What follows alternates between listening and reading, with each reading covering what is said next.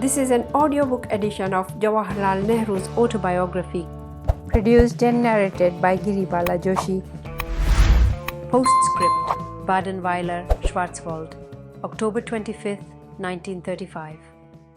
In May last, my wife left Bawali for further treatment in Europe. After departure, there were no more visits to Bawali for me, no more fortnightly outings and drives on the mountain roads. I missed them, and Almoda jail seemed to be drearier than before. News came of the Quetta earthquake, and for a while all else was forgotten. But not for long, for the government of India does not allow us to forget it or its peculiar ways.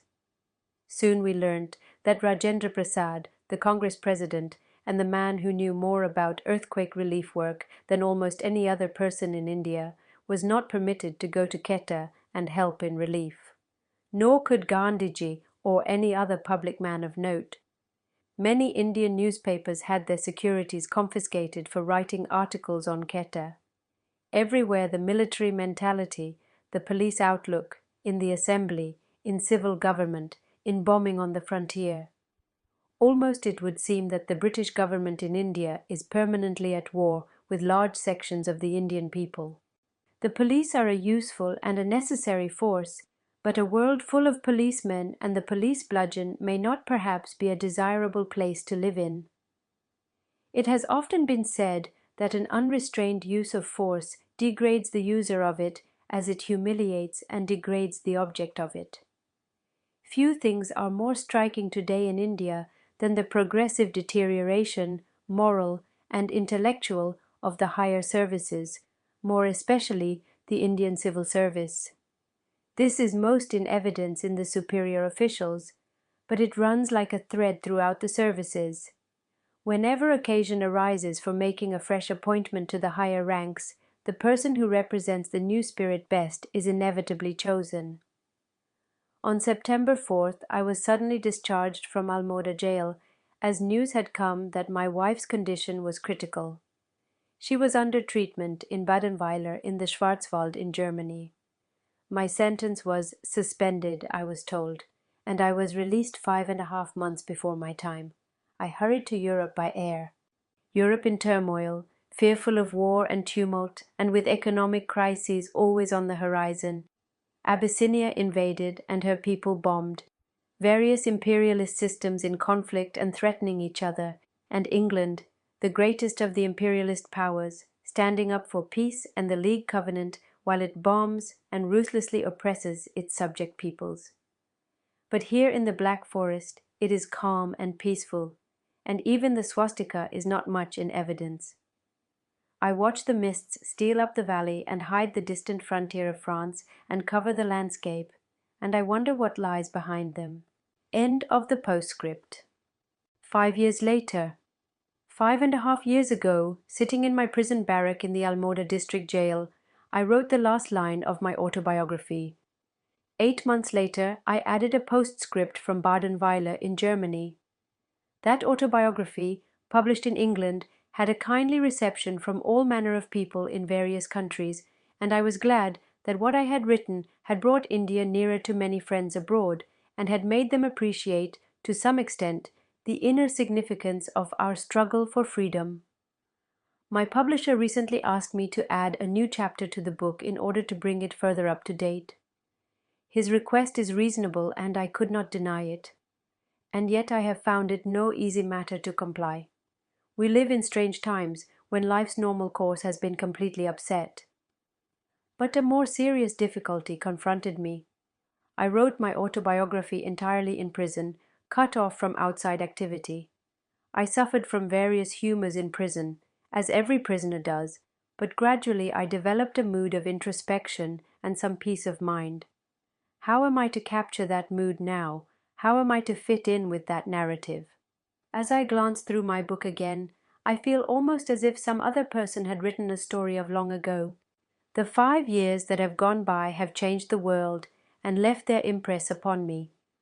Physically, I am older, of course, but it is the mind that has received shock and sensation again and again, and has hardened, or perhaps matured. My wife's death in Switzerland ended a chapter of my existence, and took away much from my life that had been part of my being. It was difficult for me to realize that she was no more, and I could not adjust myself easily. I threw myself in my work, seeking some satisfaction in it, and rushed about from end to end in India. Even more than in my earlier days, my life became an alternation of huge crowds and intensive activity and loneliness. My mother's death later broke a final link with the past. My daughter was away studying at Oxford, and later under treatment in a sanatorium abroad.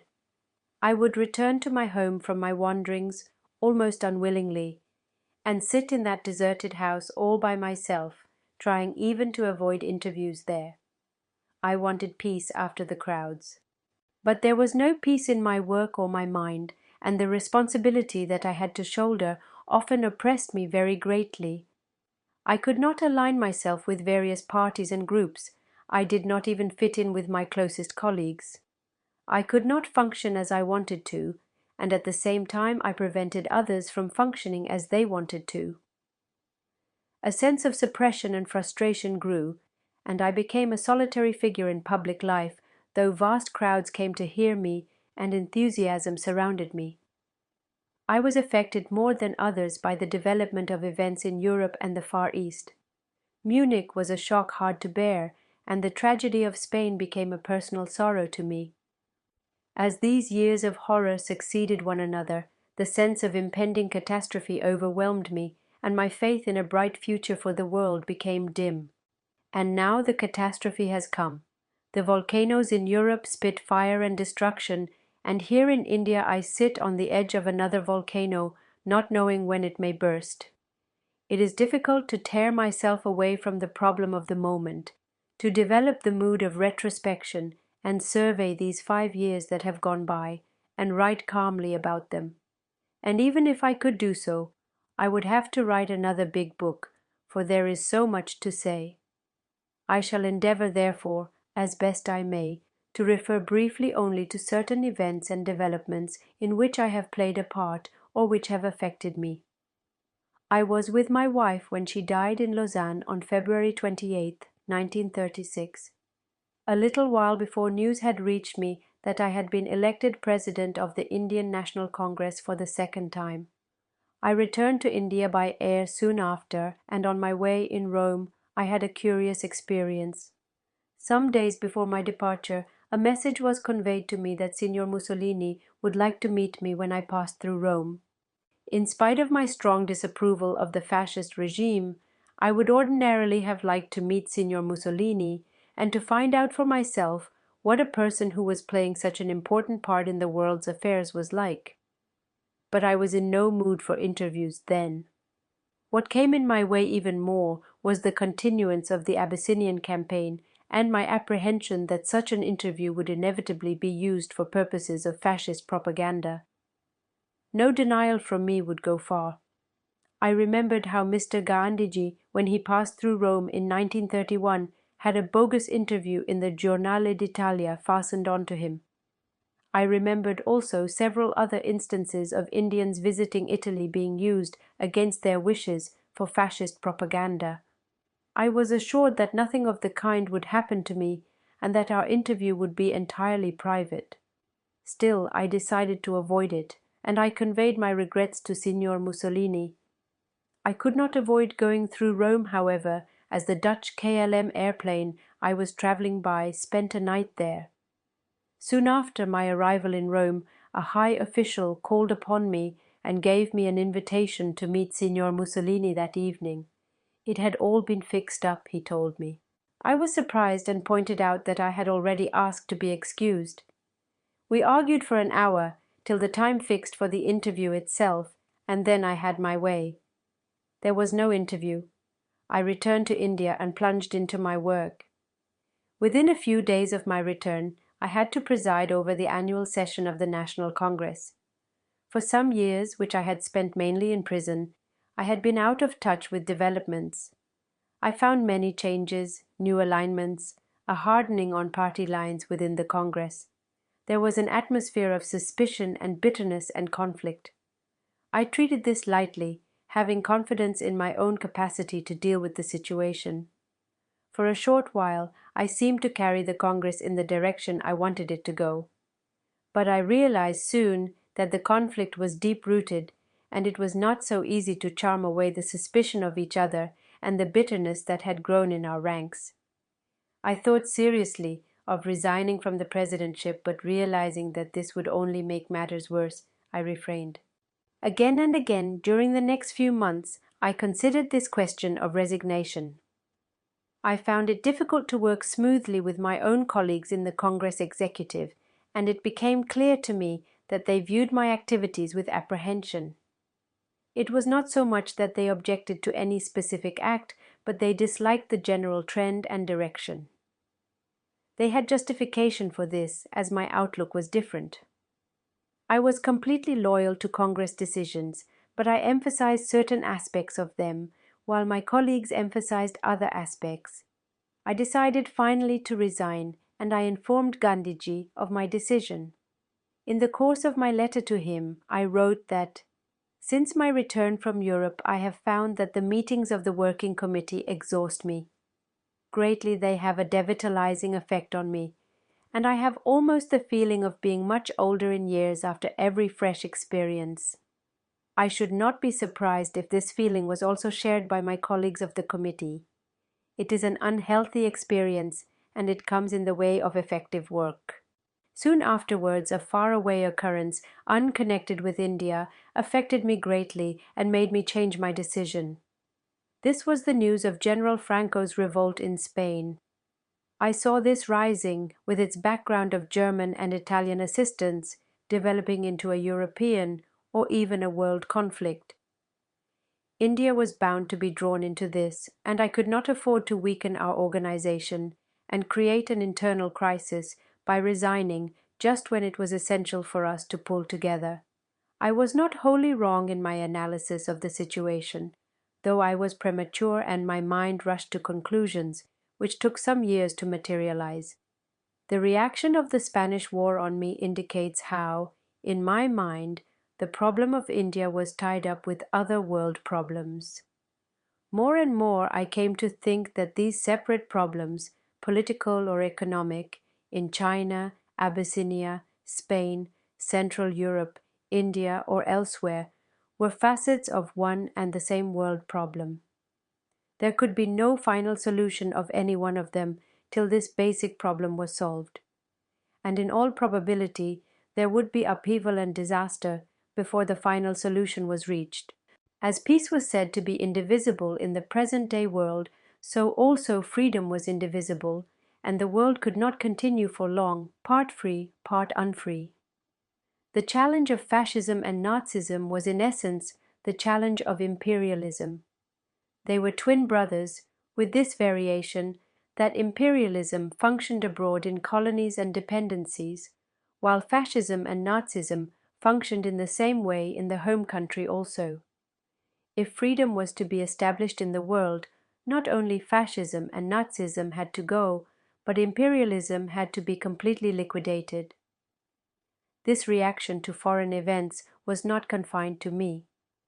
Many others in India began, to some extent, to feel that way, and even the public was interested. This public interest was kept up by thousands of meetings and demonstrations that the Congress organized all over the country, in sympathy with the people of China, Abyssinia, Palestine, and Spain. Some attempts were also made by us to send aid in the shape of medical supplies and food to China and Spain.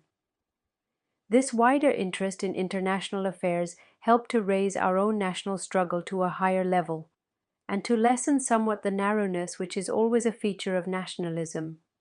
But inevitably, foreign affairs did not touch the life of the average person, who was absorbed in his own troubles. The peasant was full of his growing difficulties, his appalling poverty, and of the many burdens that crushed him. The agrarian problem was, after all, the major problem of India, and the Congress had gradually evolved an agrarian program, which, though going far, yet accepted the present structure. The industrial worker was little better off, and there were frequent strikes. Politically minded people discussed the new constitution that had been imposed upon India by the British Parliament. This constitution, though giving some power in the provinces, kept the reality of power in the hands of the British government and their representatives. For the central government, a federation was proposed which tied up feudal and autocratic states with semi-democratic provinces and was intended to perpetuate the British imperialist structure. It was a fantastic affair, which could never work, and which had every safeguard that the wit of man could devise to protect British vested interests. This constitution was indignantly rejected by the Congress, and in fact there was hardly anyone in India who had a good word for it. At first the provincial part of it was applied. In spite of our rejection of the constitution, we decided to contest elections, as this brought us into intimate touch not only with millions of voters but also others. This general election was a memorable affair for me. I was not a candidate myself, but I toured all over India on behalf of Congress candidates, and I imagine that I created some kind of a record in the way of election campaigns. In the course of about 4 months, I travelled about 50,000 miles, using every kind of conveyance for this purpose, and often going into remote rural areas where there were no proper means of transport. I travelled by airplane, railway, automobile, motor lorry, horse carriages of various kinds, bullock cart, bicycle, elephant, camel, horse, steamer, paddle boat, canoe, and on foot. I carried about me microphones and loudspeakers and addressed a dozen meetings a day, apart from impromptu gatherings by the roadside. Some mammoth gatherings approached 100,000. The average audience was usually 20,000. The daily total of persons attending was frequently 100,000, and sometimes it was much greater. On a rough estimate, it can be said that 10 million persons actually attended the meetings I addressed, and probably several million more were brought into some kind of touch with me during my journeying by road. I rushed about from place to place from the northern frontiers of India to the southern seas, taking little rest, kept up by the excitement of the moment and the enormous enthusiasm that met me. It was an extraordinary feat of physical endurance which surprised me. This election campaign, in which large numbers of people took part on our behalf, stirred up the whole countryside, and a new life was visible everywhere. For us it was something much more than an election campaign. We were interested not only in the 30 million voters, but also in the hundreds of millions of others who had no votes. There was another aspect of this extensive touring which gripped me. For me it was a voyage of discovery of India and her people. I saw 1,000 facets of this country of mine in all their rich diversity, and yet always with the unifying impress of India upon them. I gazed at the millions of friendly eyes that looked up at me and tried to understand what lay behind them. The more I saw of India, the more I felt how little I knew of her infinite charm and variety, how much more there was for me to find out. She seemed to smile at me often, and sometimes to mock at me and elude me. Sometimes, though rarely, I took a day off and visited some famous site nearby, the Ajanta caves or Mohenjo-daro in the Indus Valley. For a brief while I lived in the past, and the bodhisattvas and the beautiful women of the Ajanta frescoes filled my mind. Some days later I would start with surprise as I looked at some woman, working in the fields or drawing water from a village well, for she would remind me of the women of Ajanta. The Congress triumphed in the general election, and there was a great argument as to whether we should accept ministries in the provinces. Ultimately it was decided that we should do so, but on the understanding that there would be no interference from the Viceroy or the governors. In the summer of 1937 I visited Burma and Malaya. It was no holiday, as crowds and engagements pursued me everywhere, but the change was pleasant, and I loved to see and meet the flowery and youthful people of Burma, so unlike, in many ways, the people of India with the stamp of long ages passed upon them. New problems faced us in India. In most of the provinces, Congress governments were in power, and many of the ministers had spent years in prison previously. My sister, Vijayalakshmi Pandit, became one of the ministers in the United Provinces, the first woman minister in India. The immediate effect of the coming of the Congress ministries was a feeling of relief in the countryside, as if a great burden had been lifted. A new life coursed through the whole country, and the peasant and the worker expected big things to happen immediately. Political prisoners were released, and a large measure of civil liberty, such as had not been known previously, was established. The Congress ministers worked hard, and made others work hard also. But they had to work with the old apparatus of government, which was wholly alien to them and often hostile. Even the services were not under their control. Twice there was a conflict with the governors, and the ministers offered their resignations. Thereupon the governors accepted the viewpoint of the ministers, and the crisis ended. But the power and influence of the old services, the civil service, the police, and others, backed by the governor and buttressed by the Constitution itself, were great and could make themselves felt in 100 ways. Progress was slow, and dissatisfaction arose. This dissatisfaction found expression in the Congress itself, and the more advanced elements grew restive. I was myself unhappy at the trend of events, as I noticed that our fine fighting organization was being converted gradually into just an electioneering organization. A struggle for independence seemed to be inevitable, and this phase of provincial autonomy was just a passing one. In April 1938 I wrote to Gandhiji expressing my dissatisfaction at the work of the Congress ministries. They are trying to adapt themselves far too much to the old order, and trying to justify it. But all this, bad as it is, might be tolerated. What is far worse is that we are losing the high position that we have built up with so much labor in the hearts of the people. We are sinking to the level of ordinary politicians. I was perhaps unnecessarily hard on the Congress ministers. The fault lay much more in the situation itself and in the circumstances. The record of these ministries was, in fact, a formidable one in numerous fields of national activity. But they had to function within certain limits, and our problems required going outside these limits. Among the many good things that they did was the agrarian legislation they passed, giving considerable relief to the peasantry, and the introduction of what is called basic education. This basic education is intended to be made free and compulsory for every child in the country for 7 years, from the age of 7 to 14. It is based on the modern method of teaching through a craft, and it has been so evolved as to reduce the capital and recurring cost very greatly, without in any way impairing the efficiency of education. For a poor country like India with scores of millions of children to educate, the question of cost is important.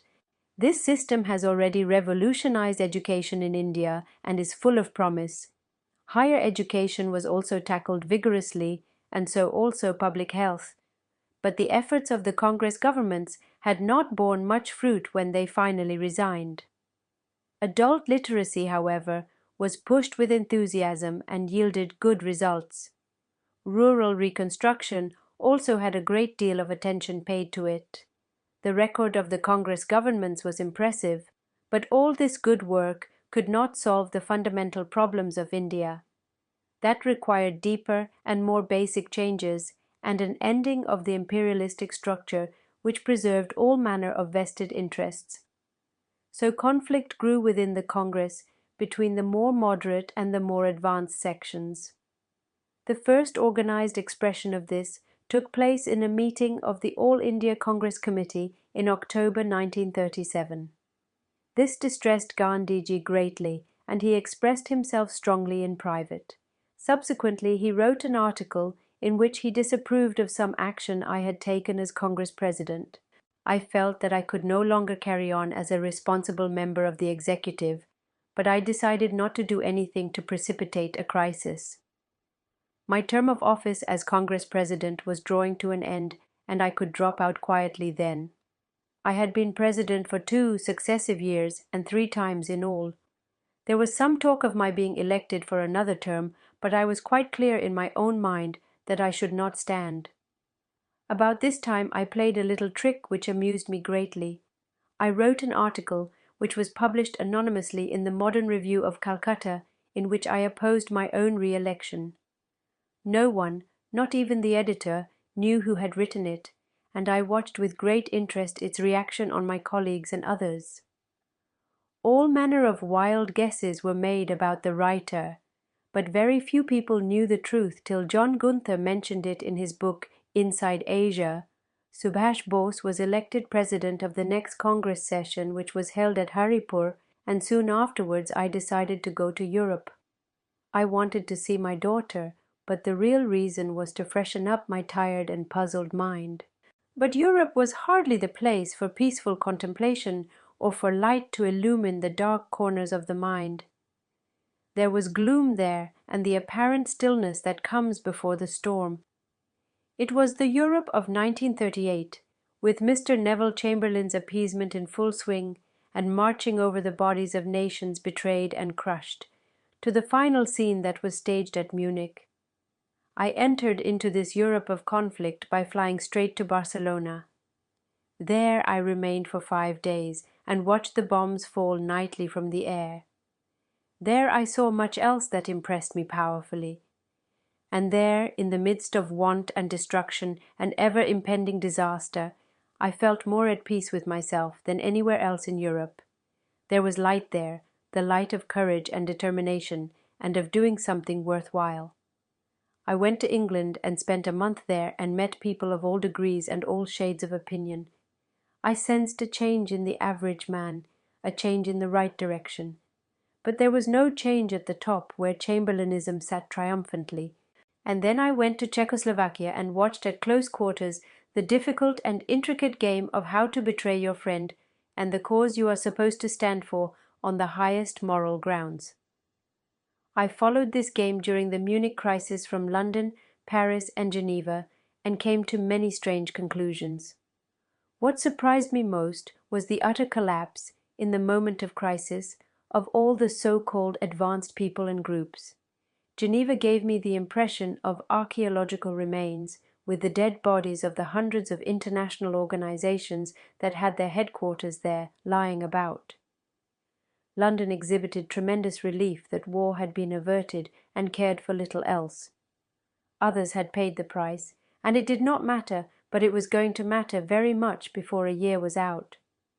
The star of Mr. Chamberlain was in the ascendant, though protesting voices were heard.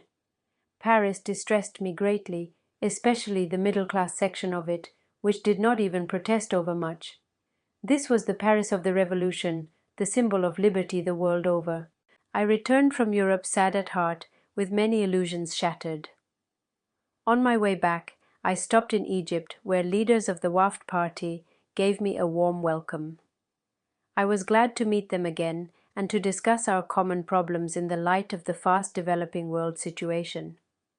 Some months later, a deputation from the Wafd party visited us in India and attended our annual Congress session. In India, the old problems and conflicts continued, and I had to face the old difficulty of how to fit in with my colleagues. It distressed me to see that on the eve of a world upheaval, many congressmen were wrapped up in these petty rivalries. Yet there was some sense of proportion and understanding among congressmen in the upper circles of the organization. Outside the Congress, the deterioration was much more marked. Communal rivalry and tension had increased, and the Muslim League, under Mr. M. A. Jinnah's leadership, was aggressively anti-nationalist and narrow-minded, and continued to pursue an astonishing course. There was no constructive suggestion, no attempt even to meet halfway, no answers to questions as to what exactly they wanted. It was a negative program of hatred and violence, reminiscent of Nazi methods. What was particularly distressing was the growing vulgarity of communal organizations, which was affecting our public life. There were, of course, many Muslim organizations and large numbers of Muslims who disapproved of the activities of the Muslim League and favored the Congress.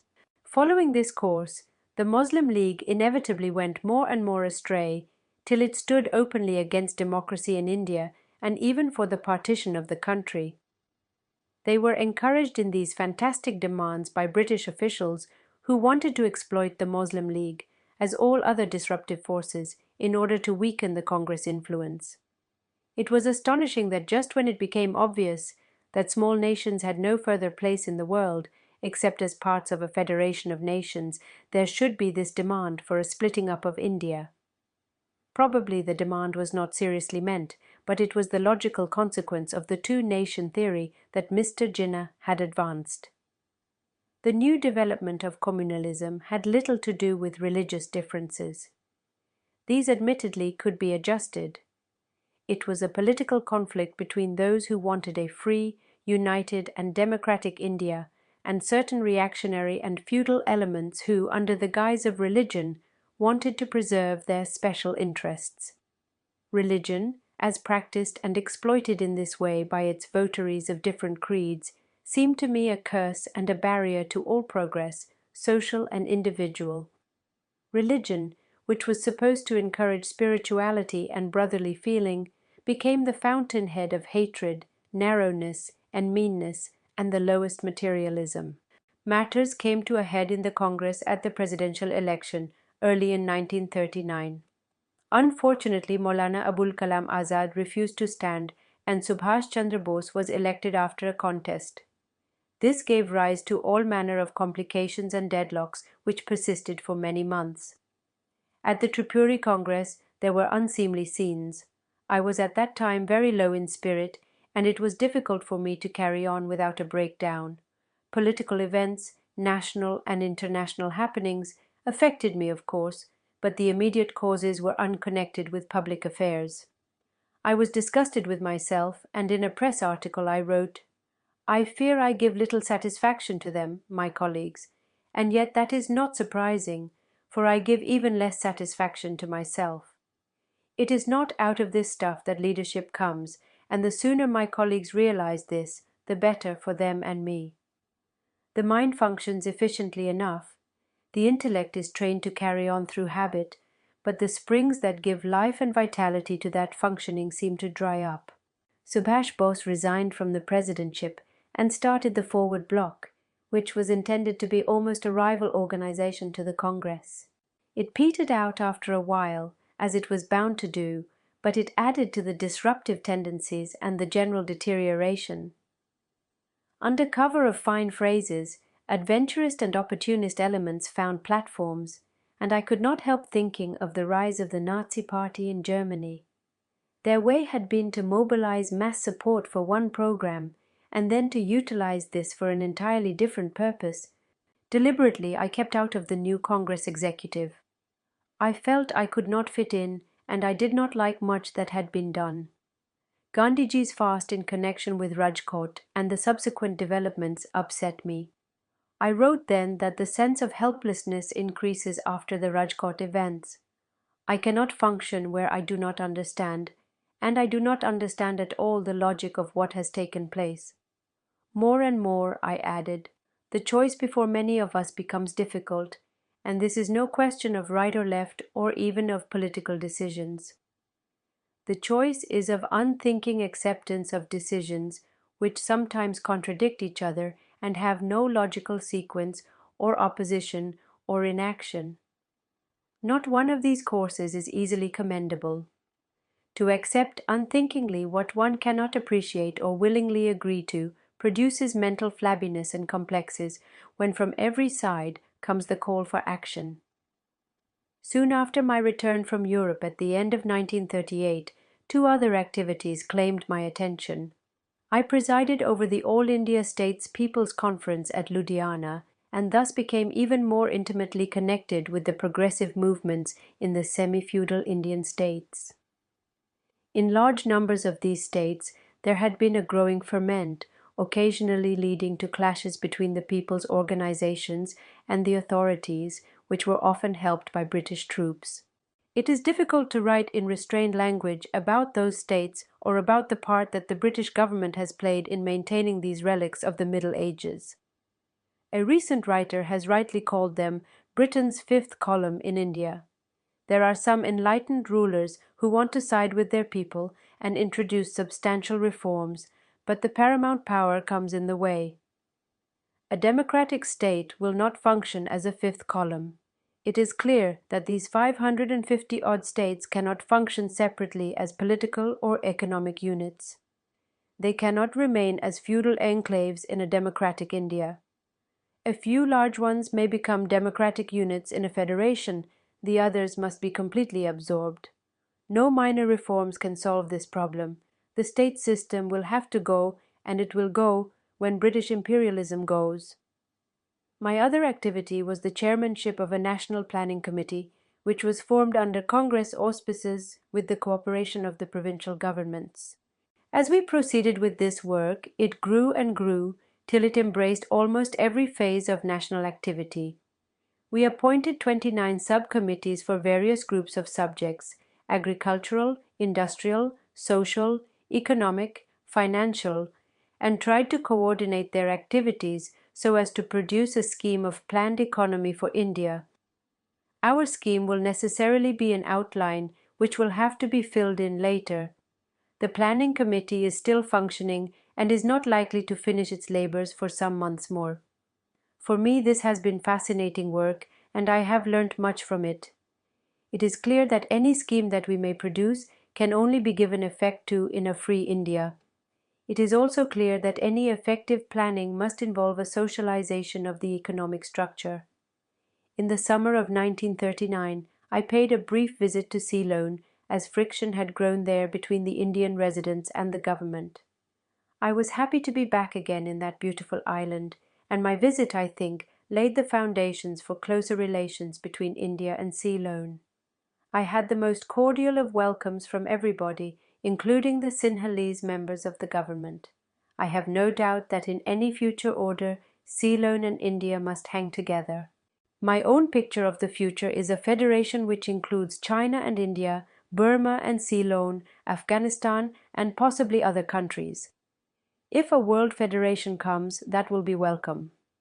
The situation in Europe in August 1939 was threatening, and I did not want to leave India at a moment of crisis. But the desire to visit China, even for a short while, was strong. So I flew to China, and within 2 days of my leaving India, I was in Chongqing. Very soon I had to rush back to India, as war had at last descended upon Europe. I spent less than 2 weeks in free China, but these 2 weeks were memorable ones, both personally for me and for the future relations of India and China.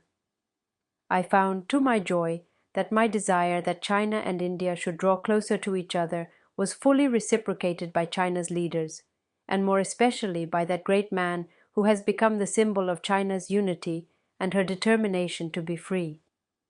I met Marshal Chiang Kai-shek and Madame Chiang many times, and we discussed the present and the future of our respective countries. I returned to India an even greater admirer of China and the Chinese people than I had been previously, and I could not imagine that any adverse fate could break the spirit of these ancient people who had grown so young again. War and India. What were we to do? For years past we had thought about this and proclaimed our policy. Yet in spite of all this, the British government declared India to be a belligerent country without any reference to our people, to the Central Assembly, or to the provincial governments.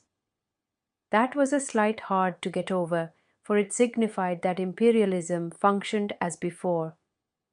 The Congress Working Committee issued a long statement in the middle of September 1939, in which our past and present policy was defined, and the British government was invited to explain their war aims, more particularly in regard to British imperialism. We had frequently condemned fascism and Nazism, but we were more intimately concerned with the imperialism that dominated over us. Was this imperialism to go? Did they recognize the independence of India and her right to frame her own constitution through a constituent assembly? What immediate steps would be taken to introduce popular control of the central government? Later, in order to meet every possible objection of any minority group, the idea behind the Constituent Assembly was further amplified. It was stated that minority claims would be settled in this assembly with the consent of the minority concerned, and not by a majority vote. If such agreement was not possible in regard to any issue, then this was to be referred to an impartial tribunal for final decision. This was an unsafe proposal from a democratic point of view, but the Congress was prepared to go almost any length in order to allay the suspicions of minorities. The British government's answer was clear. It left no doubt that they were not prepared to clarify their war aims or to hand over control of the government to the people's representatives. The old order continued and was to continue, and British interests in India could not be left unprotected.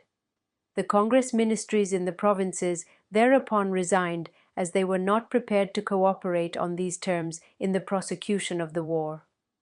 The constitution was suspended and autocratic rule was re-established. The old constitutional conflict of Western countries between an elected parliament and the king's prerogative, which had cost the heads of 2 kings in England and France, took shape in India. But there was something much more than this constitutional aspect. The volcano was not in action, but it was there and rumblings were heard. The impasse continued, and meanwhile new laws and ordinances descended upon us by decree, and congressmen and others were arrested in ever-growing numbers. Resentment grew, and a demand for action on our side. But the course of the war and the peril of England itself made us hesitate, for we could not wholly forget the old lesson which Gandhiji had taught us, that our objective should not be to embarrass the opponent in his hour of need. As the war progressed, new problems arose, or the old problems took new shape, and the old alignments seemed to change, the old standards to fade away. There were many shocks and adjustment was difficult. The Russo-German Pact, the Soviets' invasion of Finland, the friendly approach of Russia towards Japan. Were there any principles and standards of conduct in this world, or was it all sheer opportunism? April came and the Norwegian debacle. May brought the horrors of Holland and Belgium. June, the sudden collapse of France, and Paris, that proud and fair city, nursery of freedom, lay crushed and fallen. Not only military defeat came to France, but, what was infinitely worse, spiritual submission and degradation. How did all this come about, I wondered, unless there was something rotten at the core? Was it that England and France were the outstanding representatives of an old order that must pass, and therefore they were unable to hold out? Was it that imperialism, though apparently giving them strength, really weakened them in a struggle of this nature?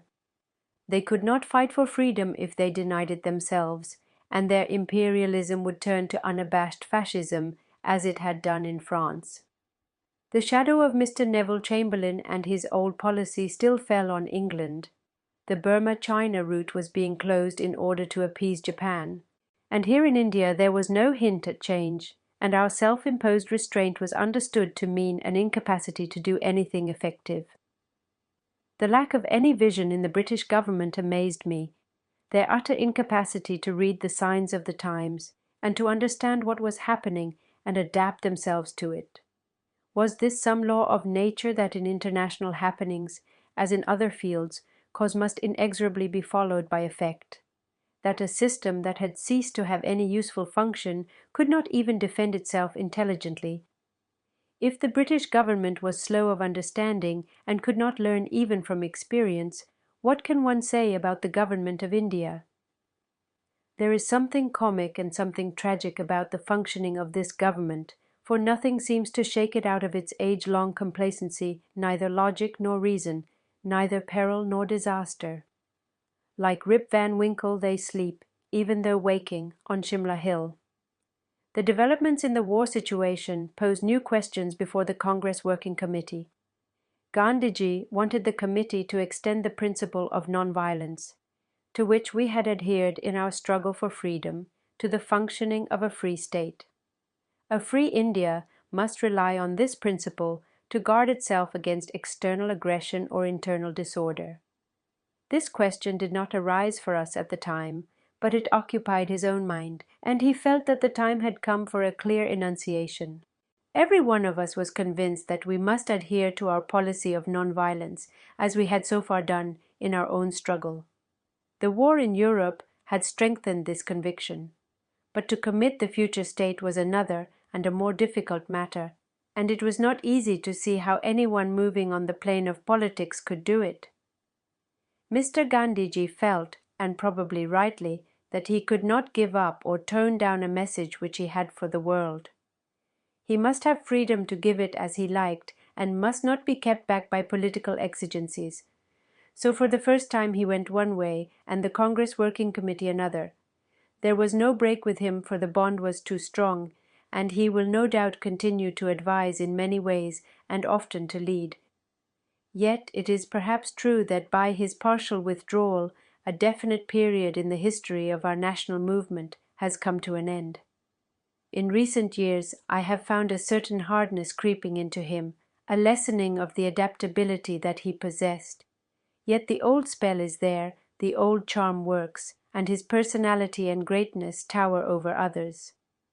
Let no one imagine that his influence over India's millions is any the less. He has been the architect of India's destiny for 20 years and more, and his work is not completed. During the last few weeks, the Congress, at the instance of C. Rajagopalachari, made yet another offer to Britain. Rajagopalachari is said to belong to the right in the Congress. His brilliant intellect, selfless character, and penetrating powers of analysis have been a tremendous asset to our cause. He was the Prime Minister of Madras during the functioning of the Congress government there. Eager to avoid conflict, he put forward a proposal which was hesitatingly accepted by some of his colleagues. This proposal was the acknowledgement of India's independence by Britain and the immediate formation at the centre of a provisional national government, which would be responsible to the present Central Assembly. If this was done, this government would take charge of defence and thus help in the war effort. This Congress proposal was eminently feasible and could be given effect to immediately without upsetting anything. The national government was inevitably going to be a composite affair with full representation of minority groups. The proposal was definitely a moderate one. From the point of view of defense and war effort, it is patent that any serious effort involves the confidence and cooperation of the people. Only a national government has the chance to get this. It is not possible through imperialism. But imperialism thinks otherwise and imagines that it can continue to function and to coerce people to do its will. Even when danger threatens, it is not prepared to get this very substantial help, if this involves a giving up of political and economic control over India. It does not care even for the tremendous moral prestige which would come to it, if it did the right thing in India and the rest of the empire. Today, on August 8, 1940, as I write this, the Viceroy has given us the British government's reply. It is the old language of imperialism, and the content has changed in no way. The sands of time run out here in India, as in Europe and the world. So many of my colleagues have gone back to prison, and I envy them somewhat. Perhaps it is easier to develop an organic sense of life in the solitude of confinement than in this mad world of war and politics, and fascism and imperialism. But sometimes there is an escape, for a while at least, from this world. Last month I went back to Kashmir after an absence of 23 years. I was only there for 12 days, but these days were filled with beauty, and I drank in the loveliness of that land of enchantment. I wandered about the valley and the higher mountains and climbed a glacier and felt that life was worthwhile. Jawaharlal Nehru, Allahabad, August 8, 1940. End of the last chapter added 5 years later. Appendix A, pledge taken on Independence Day, January 26, 1930. We believe that it is the inalienable right of the Indian people, as of any other people, to have freedom and to enjoy the fruits of their toil and have the necessities of life, so that they may have full opportunities of growth. We believe also that if any government deprives a people of these rights and oppresses them, the people have a further right to alter it or to abolish it. The British government in India has not only deprived the Indian people of their freedom, but has based itself on the exploitation of the masses and has ruined India economically, politically, culturally, and spiritually. We believe, therefore, that India must sever the British connection and attain Purn Swaraj or complete independence. India has been ruined economically. The revenue derived from our people is out of all proportion to our income. Our average income is 7 pice less than 2 pence per day, and of the heavy taxes we pay, 20% are raised from the land revenue derived from the peasantry and 3% from the salt tax, which falls most heavily on the poor. Village industries such as hand spinning have been destroyed, leaving the peasantry idle for at least 4 months in the year, and lulling their intellect for want of handicrafts, and nothing has been substituted, as in other countries, for the crafts thus destroyed. Customs and currency have been so manipulated as to heap further burdens on the peasantry. British manufactured goods constitute the bulk of our imports.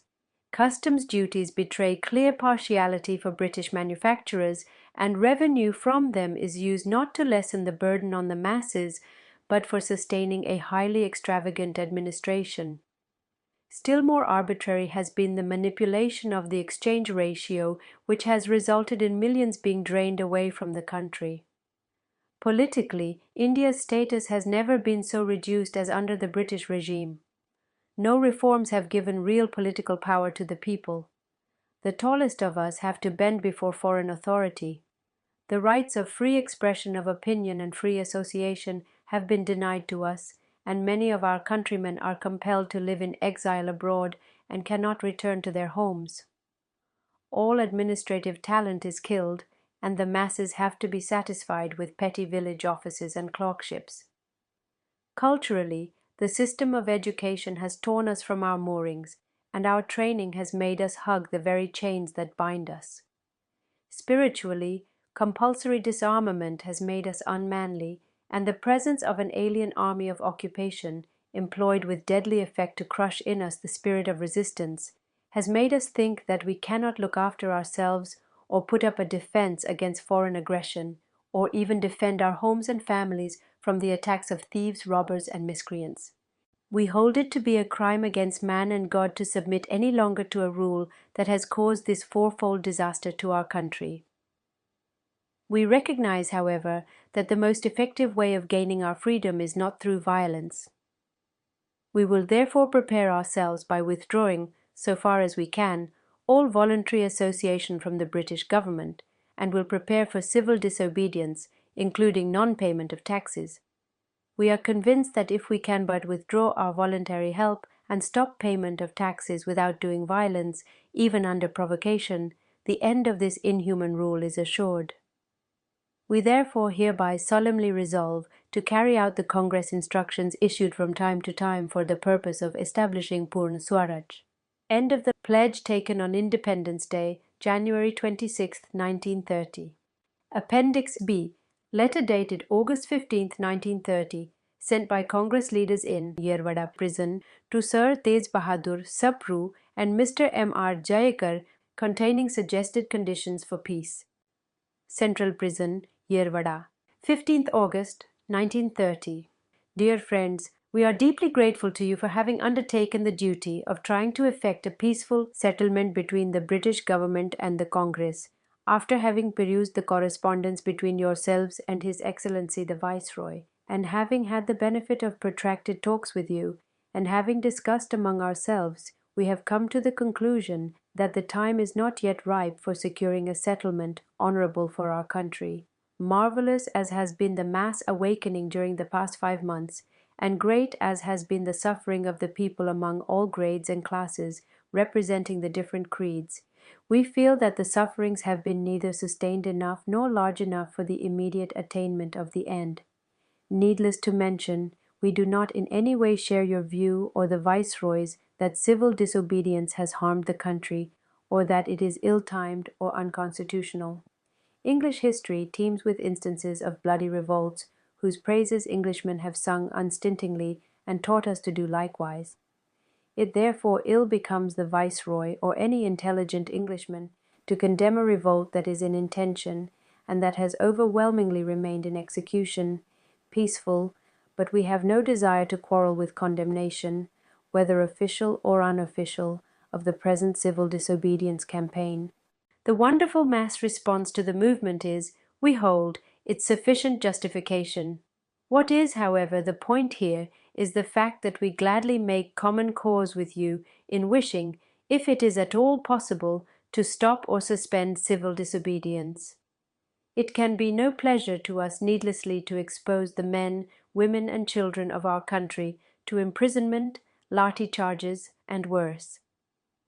You will, therefore, believe us when we assure you, and through you the Viceroy, that we would leave no stone unturned to explore any and every channel for honourable peace.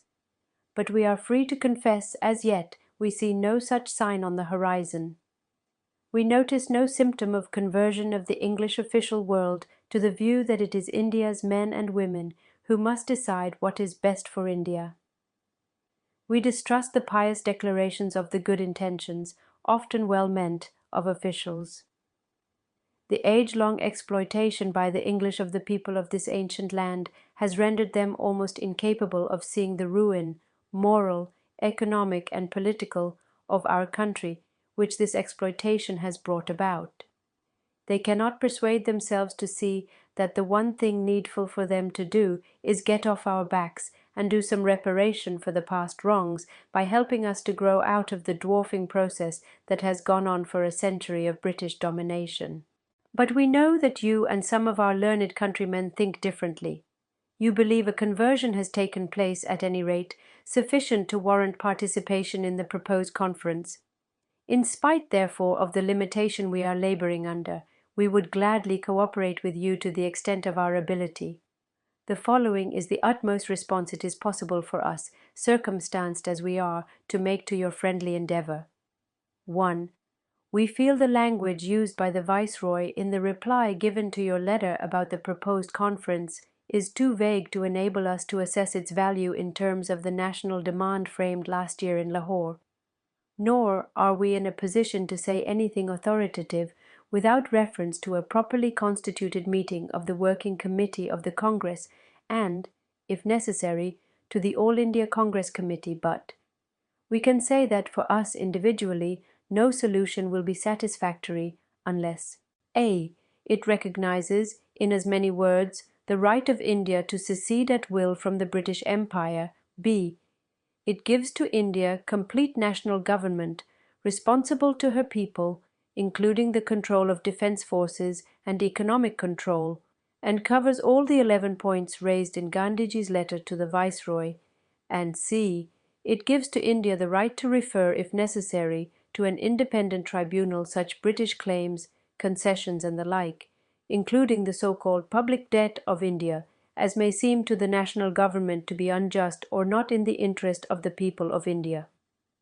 Note: such adjustments as may be necessitated in the interests of India during the transference of power to be determined by India's chosen representatives.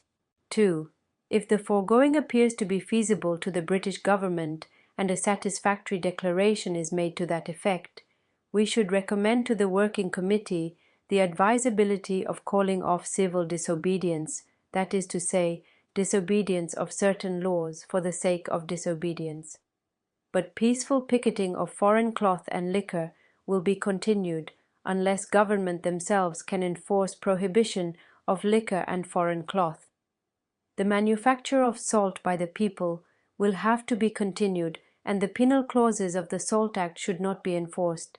There will be no raids on government or private salt depots. 3. Simultaneously with the calling off of civil disobedience. A. All the Satyagraha prisoners and other political prisoners, convicted or under trial, who have not been guilty of violence or incitement to violence, should be ordered to be released. B. Properties confiscated under the Salt Act, the Press Act, the Revenue Act, and the like, should be restored. C. Fines and securities taken from convicted Satyagrahas or under the Press Act should be refunded. D. All the officers, including village officers who have resigned or who may have been dismissed during the civil disobedience movement and who may desire to rejoin government service, should be reinstated. Note: the foregoing subclauses refer also to the non-cooperation period. E. All the viceregal ordinances should be repealed. 4. The question of the composition of the proposed conference and of the Congress being represented at it can only be decided after the foregoing preliminaries are satisfactorily settled. Yours sincerely, Motilal Nehru, M.K. Gandhi, Sarojini Naidu, Vallabhbhai Patel, Jairam Das Daulat Ram, Sayyid Mahmood, Jawaharlal Nehru. End of Appendix B. Appendix C. Resolution of Remembrance. January 26, 1931. We, the citizens, record our proud and grateful appreciation of the sons and daughters of India who have taken part in the great struggle for independence and have suffered and sacrificed so that the motherland may be free. Of our great and beloved leader, Mahatma Gandhi, who has been a constant inspiration for us, ever pointing to the path of high purpose and noble endeavor.